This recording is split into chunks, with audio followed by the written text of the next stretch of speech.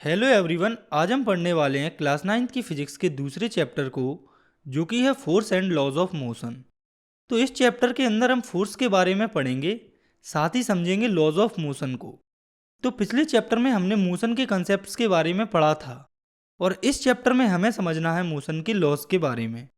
आज हम इस चैप्टर को काफ़ी शॉर्ट टाइम में एनिमेशन के अंदर न्यूमेरिकल्स के साथ समझेंगे। तो चलिए स्टार्ट करते हैं।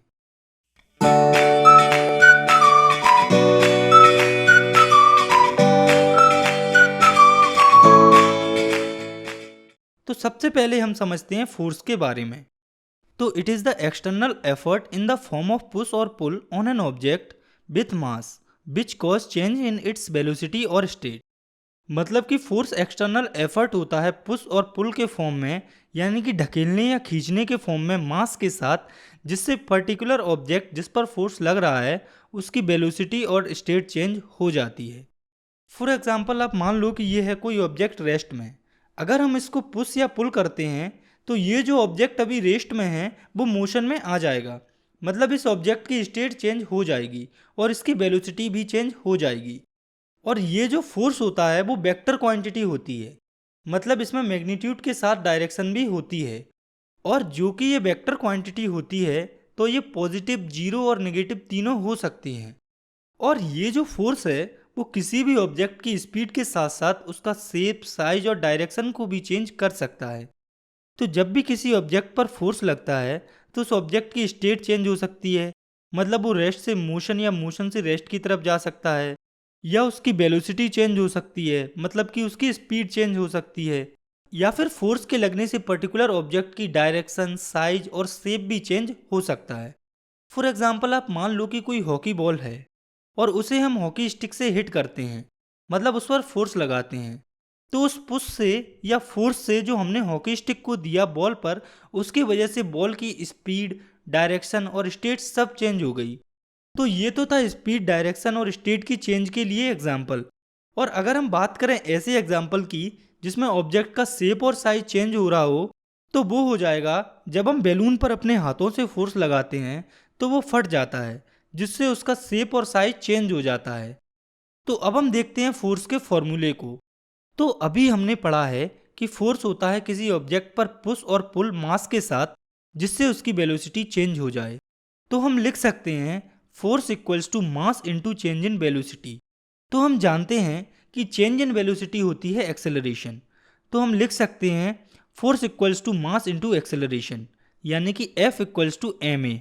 और बात करें इसकी एसआई यूनिट की, तो वो हो जाएगी, मास की एसआई यूनिट होती है किलोग्राम और एक्सेलरेशन की एसआई यूनिट होती है मीटर पर सेकंड स्क्वायर। तो फोर्स की एसआई यूनिट हो जाएगी kilogram metre per second square. इस यूनिट को न्यूटन भी कहा जाता है, क्योंकि फोर्स को सर आइजैक न्यूटन ने ही सबसे पहले डिस्कवर किया था। इसलिए उनके रिस्पेक्ट में फोर्स की एसआई यूनिट को न्यूटन रखा गया है, जो कि kilogram metre per second square के बराबर होती है। तो यहाँ से हम लिख सकते हैं 1 newton equals to 1 kilogram metre per second square. इसके बाद हमें पढ़ना है टाइप्स ऑफ फोर्सेस को। तो टाइप्स ऑफ फोर्सेस के अंदर हमें दो फोर्सेस के बारे में पढ़ना है, जो कि है बैलेंस्ड और अनबैलेंस्ड फोर्स। तो पहले हम समझते हैं बैलेंस्ड फोर्सेस को। तो अगर किसी ऑब्जेक्ट पर दो या उससे ज़्यादा फोर्स लग रहे हैं और उनका रिजल्टेंट जीरो है, तो उस फोर्स को बैलेंस्ड फोर्स कहा जाएगा। ये जो बैलेंस्ड फोर्स होते हैं, इसकी वजह से ऑब्जेक्ट की स्टेट चेंज नहीं होती। बैलेंस्ड फोर्स के अंदर जो फोर्स लग रहे होते हैं वो मैग्नीट्यूड में बराबर होते हैं और डायरेक्शन में अपोजिट होते हैं। मतलब बैलेंस्ड फोर्स का ओवरऑल टोटल जो है वो जीरो होता है। फॉर एग्जाम्पल, आप मान लो कि कोई ऑब्जेक्ट है, अगर उस पर दोनों तरफ से 25 न्यूटन फोर्स लग रहा है तो फोर्स में वेक्टर एडिशन होता है। वेक्टर एडिशन के बारे में हम हायर क्लासेस में पढ़ेंगे। आप यहाँ बस इतना याद रखें कि अपोजिट फोर्सेस अगर किसी ऑब्जेक्ट पर लग रहे हैं तो हम हायर फोर्स में से लोअर फोर्स को माइनस कर देंगे। यहाँ आपको एक इम्पोर्टेंट चीज़ याद रखनी है कि बैलेंस्ड फोर्स में रिजल्टेंट फोर्स या ओवरऑल फोर्स जीरो होता है। इसके बाद हमें समझना है अनबैलेंस्ड फोर्स के बारे में। तो अगर किसी फोर्स में अप्लाइड फोर्स का रिजल्टेंट जीरो से ज़्यादा है तो उस फोर्स को हम अनबैलेंस्ड फोर्स कहते हैं। इस फोर्स की वजह से ऑब्जेक्ट की speed, position, direction, shape, size सब चेंज हो सकती है। फॉर एग्जाम्पल, एक बॉक्स है, उसके इस तरफ फोर्स लग रहा है 10 न्यूटन और इस साइड से फोर्स लग रहा है 15 न्यूटन। तो इस ऑब्जेक्ट पर ओवरऑल फोर्स लग रहा है 5 न्यूटन। और ये जो ऑब्जेक्ट है वो इधर की साइड मूव करेगा क्योंकि इधर की साइड से इस पर 5 न्यूटन फोर्स एक्स्ट्रा लग रहा है। नेक्स्ट हमें समझना है इस चैप्टर के मेन पार्ट को, जो कि है लॉज ऑफ मोशन। तो सर आइजैक न्यूटन ने 1687 में मोशन के तीनों लॉज को दिया था। तो ये न्यूटन के तीनों लॉज फिजिक्स के सबसे बड़े पार्ट को कवर करती हैं। तो चलिए समझते हैं इन लॉज को। तो सबसे पहले हमें समझना है Newton first law of motion को। तो ये लॉ कहता है any object at rest remains in the state of rest and any object in motion will continue in motion along a straight line with in uniform speed until it is compelled by any external force to change its state। तो ये law कहता है कि अगर कोई भी object rest की state में है या कोई भी ऑब्जेक्ट मोशन में है स्ट्रेट लाइन में यूनिफॉर्म स्पीड में, तो वो ऑब्जेक्ट जब तक अपनी स्टेट चेंज नहीं करेगा जब तक उस पर बाहर से कोई एक्सटर्नल फोर्स ना लगे। फॉर एग्जाम्पल कि कोई ऑब्जेक्ट है, मान लो बुक है, वो आराम से रेस्ट की स्टेट में रखी हुई है, तो वो तब तक रेस्ट में रहेगी जब तक उस पर कोई एक्सटर्नल फोर्स ना लगाए। वहीं पर मान लो कि कोई कार है, वो यूनिफॉर्म स्पीड से स्ट्रेट लाइन पर मूव कर रही है, मतलब यूनिफॉर्म मोशन कर रही है, तो वो कार जब तक नहीं रुकेगी जब तक हम उस पर कोई एक्सटर्नल फोर्स ना लगाएं। मतलब वो अपनी स्टेट जब तक चेंज नहीं करेगी जब तक उस पर बाहर से कोई एक्सटर्नल फोर्स ना लग रहा हो उसकी स्टेट को चेंज करने के लिए। तो फर्स्ट लॉ ऑफ मोशन में आपको सिर्फ इतना याद रखना है कि अगर कोई चीज़ रेस्ट में है तो वो तब तक रेस्ट में रहेगी जब तक उस पर कोई एक्सटर्नल फोर्स ना लगाया जाए। और वहीं पर अगर कोई ऑब्जेक्ट मोशन में है तो वो जब तक मोशन में रहेगा जब तक उस पर कोई बाहरी फोर्स ना लगाया जाए उसको स्टॉप करने के लिए। इसके बाद हमें समझना है काफ़ी इंपॉर्टेंट टर्म को, जो कि है इनर्सिया। तो it is the tendency or property of a object due to which its opposes or resist any change in the state of rest or uniform motion. मतलब कि ये ऑब्जेक्ट की प्रॉपर्टी या टेंडेंसी होती है जिसकी वजह से ये जो ऑब्जेक्ट जिस स्टेट में होता है उसी में रहना चाहता है, चाहे वो रेस्ट की स्टेट हो या मोशन की स्टेट। मतलब ऑब्जेक्ट इनिशियली जिस स्टेट में होता है वो उसी में रहना चाहता है, और जिस प्रॉपर्टी की वजह से ये ऑब्जेक्ट अपनी ही स्टेट में रहना चाहता है वो होती है इनर्सिया। फॉर एग्जाम्पल कोई बस है और वो रेस्ट में रखी हुई है, अगर हम उसे अपने हाथों से पुश करें या उस पर अपने हाथों से फोर्स लगाएं तो वो मूव नहीं होगी। तो ऐसा इसीलिए होता है क्योंकि बस का जो इनर्सिया होता है वो अपोज कर रहा होता है उसकी स्टेट को रेस्ट से मोशन में जाने के लिए। वो बस तभी मूव करेगी जब हम एक्सटर्नल फोर्स इनर्सिया से ज़्यादा लगाएं। ये जो इनर्सिया होती है वो डायरेक्टली प्रोपोर्शनल होती है ऑब्जेक्ट के मास की। मतलब किसी ऑब्जेक्ट का मास जितना ज़्यादा होगा उसका इनर्सिया भी उतना ही ज़्यादा होगा। इसे आप सिंपली ऐसे समझिए कि मान लो कि दो स्टोन हैं, एक है 5 kgs का और एक है 500 kgs का। तो हम किस स्टोन की स्टेट को आसानी से चेंज कर सकते हैं? तो इसका आंसर बिल्कुल सिंपल है कि हम 5 kg के स्टोन की स्टेट को आसानी से चेंज कर सकते हैं। तो यहाँ से हम कह सकते हैं कि ऑब्जेक्ट के मास के बढ़ने से उसका इनर्सिया बढ़ता है। तो जो फर्स्ट लॉ ऑफ मोशन होता है इसे लॉ ऑफ इनर्सिया भी कहा जाता है, क्योंकि ये दोनों एक ही बात कह रहे होते हैं, जो कि है opposition of their changes in state. Inertia के या फर्स्ट लॉ ऑफ मोशन के कुछ एग्जांपल्स को हम डेली लाइफ में प्रैक्टिस करते हैं। जैसे कि आप कभी ना कभी बस में बैठे होंगे, तो जैसे ही बस स्टार्ट होती है और चलना शुरू करती है तो हमें पीछे की तरफ धक्का लगता है। तो ऐसा इसीलिए होता है क्योंकि बस चलने तक हमारी बॉडी रेस्ट में थी, जो कि अपोज करती है मोशन का।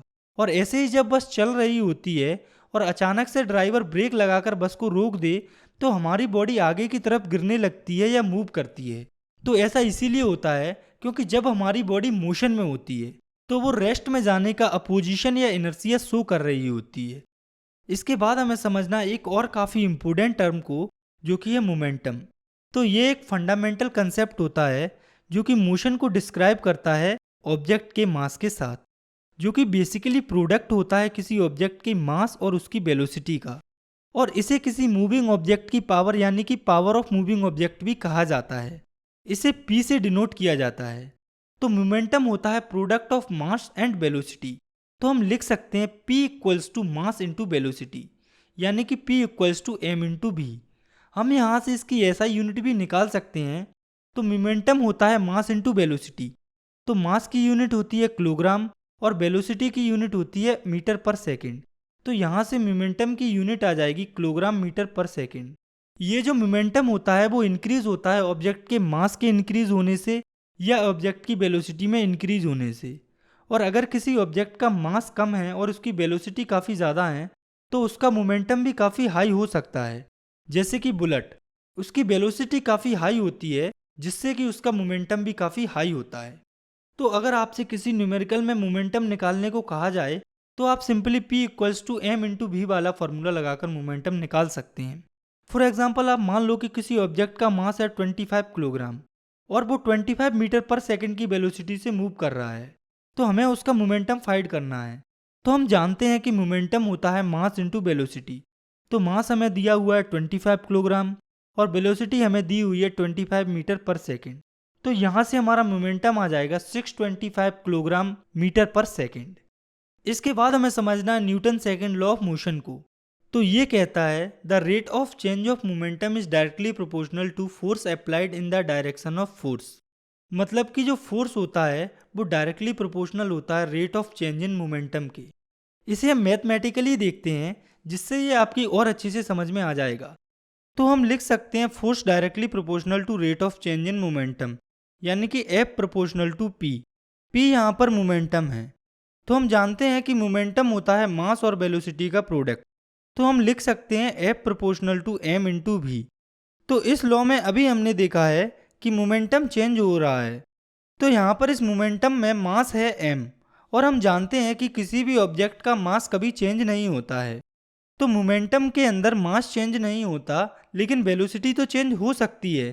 तो हम इनिशियल वेलोसिटी को u मान लेते हैं और फाइनल वेलोसिटी को मान लेते हैं v।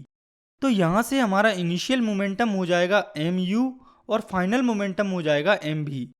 तो हम यहाँ से लिख सकते हैं force directly proportional to mv minus mu upon t। तो अब आप सोच रहे होंगे कि यहाँ पर ये t टाइम कहाँ से आ गया।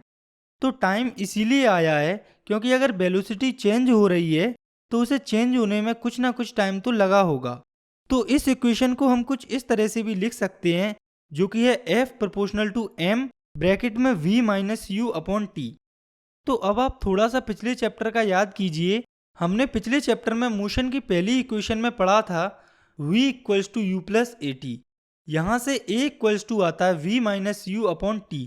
तो अब आप यहाँ पर देखिए, यहाँ पर भी सेम ही इक्वेशन है। तो हम यहाँ पर V minus U upon T की जगह पर A लिख सकते हैं। तो यहाँ से ये इक्वेशन हो जाएगी F proportional to M into A। तो आपको एक चीज़ हमेशा याद रखना है कि जब भी प्रोपोर्शनलिटी साइन हटता है तब कुछ ना कुछ प्रोपोर्शनलिटी कांस्टेंट जरूर आता है। जैसे यहाँ पर जब ये प्रोपोर्शनलिटी साइन हटता है तब प्रोपोर्शनलिटी कांस्टेंट आता है K। तो हम यहाँ से लिख सकते हैं F equals to K into MA। तो ये K है यहाँ पर प्रोपोर्शनलिटी कांस्टेंट और इसकी वैल्यू होती है 1। तो आपको ये याद रखना है कि सेकंड लॉ ऑफ मोशन में प्रोपोर्शनलिटी कांस्टेंट की वैल्यू 1 होती है। और इस प्रोपोर्शनलिटी कांस्टेंट की वैल्यू 1 इसीलिए होती है क्योंकि ये equation F equals to MA ये शो कर रही है कि 1 किलोग्राम मास को 1 मीटर पर सेकंड के एक्सेलरेशन से चलाने के लिए कितना फोर्स लगता है। इसलिए इस केस में प्रोपोर्शनलिटी कांस्टेंट की वैल्यू 1 होती है। इसके बाद हम सेकंड लॉ ऑफ मोशन को प्रैक्टिकली समझते हैं। तो आप देखिए, आपके सामने इस डायग्राम में दो बंदे हैं। एक 10 किलोग्राम के बैग को पुल कर रहा है और दूसरा बंदा 25 किलोग्राम के बैग को खींच रहा है।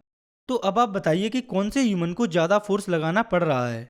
तो इसका आंसर बिल्कुल सिंपल है कि दूसरे बंदे को बैग पुल करने में ज़्यादा मेहनत करनी पड़ी, यानी कि ज़्यादा फोर्स लगाना पड़ा। तो ये बात तो साफ है कि यदि किसी ऑब्जेक्ट का मास जितना ज़्यादा होगा तो उसको मूव करने के लिए उतना ही ज़्यादा फोर्स लगाना पड़ेगा। तो हम लिख सकते हैं कि F प्रोपोर्शनल टू M, यानी कि मास जितना ज़्यादा बढ़ेगा हमें फोर्स भी उतना ही ज़्यादा लगाना पड़ेगा। तो ऐसे ही आप मान लो कि कोई दो ऑब्जेक्ट हैं जिनका मास सेम है जो कि है 10 किलोग्राम, जिसमें से एक पर फोर्स लग रहा है 100 न्यूटन और दूसरे पर फोर्स लग रहा है 25 न्यूटन। तो अब आप बताइए कि एक पॉइंट से दूसरे पॉइंट पर कौन सा ऑब्जेक्ट पहले पहुंचेगा। तो आप देखिए कि दोनों ऑब्जेक्ट का मास सेम है, लेकिन पहले ऑब्जेक्ट पर फोर्स ज़्यादा लग रहा है और दूसरे ऑब्जेक्ट पर फोर्स कम लग रहा है। इसीलिए जो पहला ऑब्जेक्ट है वो एक पॉइंट से दूसरे पॉइंट पर जल्दी पहुंच जाएगा दूसरे वाले के कंपैरिजन में। तो यहाँ से हमें पता चलता है कि जब फोर्स ज़्यादा होता है तो एक्सेलरेशन भी ज़्यादा होता है और टाइम भी कम लगता है।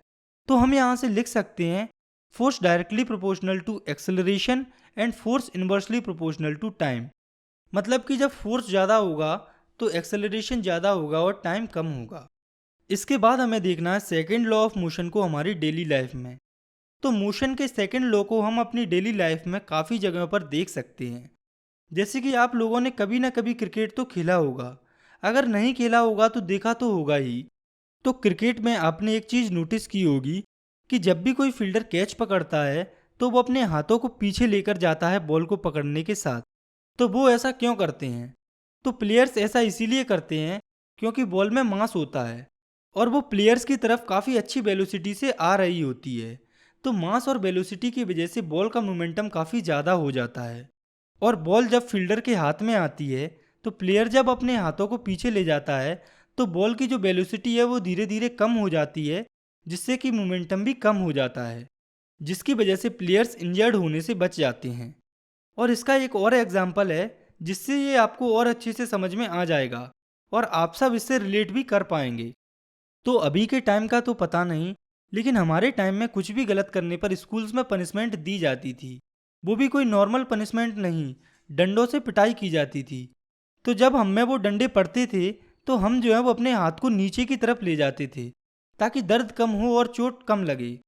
तो तब तो हमको फिजिक्स आती नहीं थी, लेकिन अब हमें पता चला कि हम ऐसा इसीलिए करते थे क्योंकि जब हम अपने हाथ को पीछे ले जाते थे तो जो डंडे की वेलोसिटी है वो कम हो जाती थी और टाइम बढ़ जाता था। और हमने अभी पढ़ा है कि जैसे जैसे टाइम बढ़ता है तो फोर्स और मोमेंटम कम हो जाता है। इसलिए ये आपके लिए टिप है कि जब भी आप में स्कूल में डंडे पड़ें तो आप अपने हाथ को नीचे की तरफ ले जाएं। इसके बाद हमें देखना है सेकंड लॉ ऑफ मोशन पर बेस्ड एक न्यूमेरिकल को। तो ये है एनसीईआरटी न्यूमेरिकल नंबर 9.3। इसमें एक मोटर कार है जो कि 108 किलोमीटर पर आवर की वेलोसिटी से मूव कर रही है। तो जब इस कार की ब्रेक लगती है तो इसे 4 सेकंड्स लगते हैं स्टॉप होने में। तो हमें ये फाइंड करना है कि ब्रेक ने कितना फोर्स लगाया कार को रोकने के लिए। कार का मास हमें दिया हुआ है 1000 kg पैसेंजर्स के साथ। तो पहले हम लिख लेते हैं जो भी हमें गिवन है। तो हमें इनिशियल वेलोसिटी दी हुई है 108 किलोमीटर पर आवर, जिसे जब हम मीटर पर सेकंड में कन्वर्ट करते हैं तो ये हो जाएगी 30 मीटर पर सेकंड। इसके बाद हमें दिया है कि ब्रेक अप्लाई होने पर कार रुक जाती है। तो यहाँ पर फाइनल वेलोसिटी हो जाएगी 0 और टाइम हमें दिया गया है 4 सेकंड और कार का मास दिया हुआ है पैसेंजर्स के साथ 1000 kg। तो हमें यहाँ पर फोर्स निकालना है। तो फोर्स इक्वल्स टू होता है मास इंटू एक्सेलरेशन। तो मास हमें दिया है लेकिन एक्सेलरेशन हमें नहीं दिया, लेकिन हमारे पास यहाँ पर इनिशियल वेलोसिटी है और फाइनल वेलोसिटी है और टाइम भी हमारे पास यहाँ पर है। और हम जानते हैं कि a इक्वल्स टू होता है v minus U upon T. तो एक्सेलरेशन की जगह पर हम लिख सकते हैं v minus U upon T.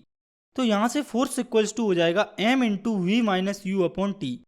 तो यहाँ से हम लिख सकते हैं F इक्वल्स टू 1000 ब्रैकेट में 0 माइनस 30 अपॉन 4। तो यहाँ से हमारा फोर्स आ जाएगा -7500 kilogram metre per second square या -7500 न्यूटन। और ये जो नेगेटिव साइन है वो हमें दिखा रहा है कि ब्रेक के द्वारा जो फोर्स लगाया गया है वो अपोजिट है कार की मोशन के डायरेक्शन के। इसके बाद हमें समझना थर्ड लॉ ऑफ मोशन को, मतलब कि मोशन के थर्ड लॉ को। तो it states that if a body exert a force on a second body, then the second body exert a force that is equal in magnitude and opposite in direction। तो motion का third law कहता है कि अगर कोई एक body दूसरी body पर फोर्स लगा रही है तो वो बॉडी जिस पर फोर्स लग रहा है वो भी इक्वल फोर्स लगाती है उस बॉडी पर जो कि उस पर फोर्स लगा रही है, और ये जो फोर्स है वो अपोजिट डायरेक्शन में होता है। थर्ड लॉ ऑफ मोशन की एक और स्टेटमेंट होती है जिसे कि मेन स्टेटमेंट कहा जाता है, जो कि है every action has equal and opposite reaction. मतलब कि कोई भी एक्शन होता है तो उसकी इक्वल एंड अपोजिट रिएक्शन होती है। तो पहली बॉडी जो फोर्स लगाती है उसे एक्शन कहा जाता है और सेकंड बॉडी जो फोर्स लगाती है उसे रिएक्शन कहा जाता है। तो चलिए थर्ड लॉ ऑफ मोशन के कुछ एग्जाम्पल्स को देखते हैं। तो इसका कॉमन एग्जाम्पल है वॉकिंग। तो हम जो पैदल चलते हैं वो थर्ड लॉ ऑफ मोशन की वजह से ही होता है, क्योंकि जब हम पैदल चलते हैं तो हम ग्राउंड पर फोर्स लगाते हैं पीछे की तरफ इस तरह से, जो कि हमारा एक्शन होता है, और उसके रिस्पॉन्स में ग्राउंड जो है वो हमारे ऊपर फोर्स लगाता है आगे की तरफ। और जिससे हम आगे की तरफ बढ़ पाते हैं। इसका दूसरा एग्जाम्पल है स्विमिंग। तो जब हम स्विमिंग करते हैं तो हम पानी को पीछे की तरफ धकेलते हैं, जो कि हमारा एक्शन होता है। उसके बाद जो वाटर होता है वो हमें आगे की तरफ पुश करता है, जो कि वाटर का रिएक्शन होता है। और इस तरह से थर्ड लॉ ऑफ मोशन की वजह से स्विमिंग पॉसिबल हो पाती है। इसका एक और एग्जाम्पल है रिकॉइल ऑफ गन। तो आप लोगों ने कभी बंदूक चलती हुई देखी है? अगर किसी ने रियल में बंदूक चलती हुई देखी होगी तो आपने नोटिस किया होगा कि जब गन से बुलेट फायर होती है तो गन जो है वो पीछे की तरफ झटका मारती है। तो अब आप कहेंगे कि गोली तो आगे की तरफ काफ़ी स्पीड से जाती है और गन तो काफ़ी हल्का सा झटका मारती है। तो ऐसा इसीलिए होता है क्योंकि बुलेट के साइज़ में और गन के साइज़ में काफ़ी अंतर होता है। गन बुलेट के कंपैरिजन में काफ़ी बड़ी होती है, इसलिए वो धीरे से मूव होती है। लेकिन फोर्स एक्शन और रिएक्शन में इक्वल ही होता है। लेकिन ये जो फोर्स है वो इक्वल होता है अपोजिट डायरेक्शन में। मतलब कि एक्शन का फोर्स अगर पॉजिटिव होगा तो रिएक्शन जो है वो नेगेटिव होगी। तो हम लिख सकते हैं F action equals to negative F reaction. इसके बाद हमें समझना है इस चैप्टर के आखिरी कंसेप्ट को, जो कि है law of conservation of momentum. तो ये कहता है कि व्हेन टू और more objects act upon one another there total momentum remains constant provided no external force. मतलब कि जब दो या दो से ज़्यादा ऑब्जेक्ट एक दूसरे पर एक्ट करते हैं, यानी कि कोलाइड करते हैं, टकराते हैं, तो उनका जो टोटल मोमेंटम होता है वो कांस्टेंट रहता है अगर उस पर कोई एक्सटर्नल फोर्स नहीं लग रहा हो तो। फॉर एग्जांपल आप मान लो कोई दो ऑब्जेक्ट हैं ए और बी नाम के, ये यहाँ पर मूव कर रहे हैं और जो ए ऑब्जेक्ट है इसकी वेलोसिटी ज़्यादा है बी ऑब्जेक्ट से। और मान लो कि किसी पॉइंट पर आकर ये ऑब्जेक्ट आपस में कोलाइड कर गए, यानी कि टकरा गए, और बाद में ये ऑब्जेक्ट अलग अलग हो गए। तो आप मान लो कि पहले ऑब्जेक्ट का मास है m1 कोलाइड होने से पहले, और पहले ऑब्जेक्ट की इनिशियल वेलोसिटी है u1, और दूसरे ऑब्जेक्ट का मास है m2 और उसकी भी इनिशियल वेलोसिटी है u2, और दोनों ऑब्जेक्ट आपस में टकरा के अलग हो जाते हैं। तो मास तो हमेशा सेम रहता है।